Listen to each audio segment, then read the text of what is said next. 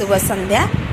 मुझे आपण मानक कहबी महाविषुव संक्रांति विषय बा पणा संक्रांति विषय समस्त को तो उणा अधिके जना अच्छे महाविषुव संक्रांति केवे पालन करा जाए। आमर 14 तारीख एप्रिल 14 तारिख आमर महाविषुव संक्रांति पालन करा जाए। एही दिन पणा संक्रांति हनुमान जयंती मध्य पालन करा जाए। जेहेतु सूर्यनारायण उच्च राशि की मेष राशि की जाइथांती से समय आमर महाविषुव संक्रांति होता है एवं सूर्यनारायण जो उत्तरायण है विषुव रेखार प्रवेश करती प्रचंड रौद्रताप बा गरम गुलुगुली आरंभ होता है। मनीष तो अस्तव्यस्त होता है, जनजीवन मत अस्तव्यस्त, वृक्षराजी अस्तव्यस्त होता तेणु सुखी जाती।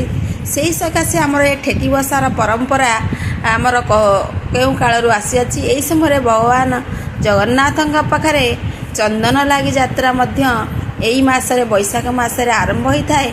ठेकी बसा संक्रांति दिन आपण माने कौन करिवे, कदली पाटुआरे गोटे सिक्का करी ठेकी बसा जाए एवं ब्राह्मण मानक द्वारा पुरोहित मानक द्वारा ठेकी बसा जाइए एवं आमर ठेकी की गोटे फुटा कराई थाए एवं से जो गब आमर अच्छी गब डांगरे एवं कदली सॉरी नड़िया बाहुंगारे ता ऊपर छतरी दि जाए आमर ठेकी बसा जाए।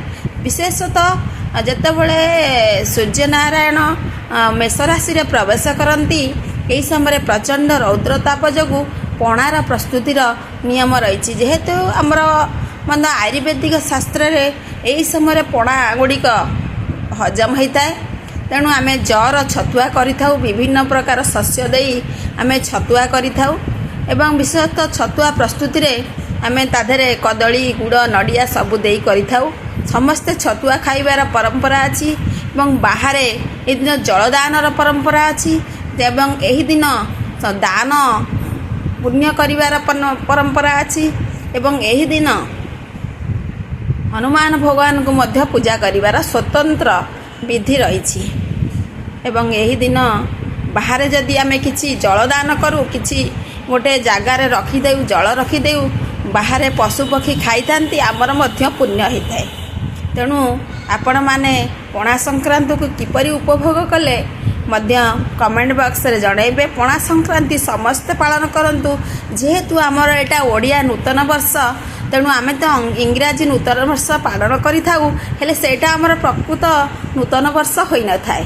तेणु आमर प्रकृत नूतन वर्ष होची ओडिया नूतन वर्ष आमर पणा संक्रांति। ए दिन पांजी पड़ा हेते रहउची। जय जगन्नाथ।